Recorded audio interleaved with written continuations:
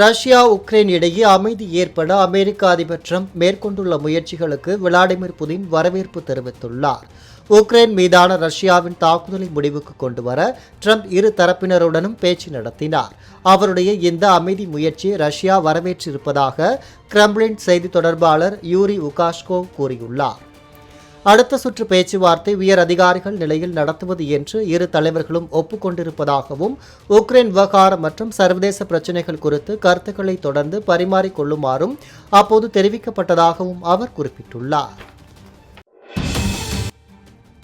காங்கோவில் புகுந்து கிளர்ச்சியாளர்கள் நடத்திய தாக்குதலில் 52 பேர் உயிரிழந்ததாக தகவல் வெளியாகியுள்ளது.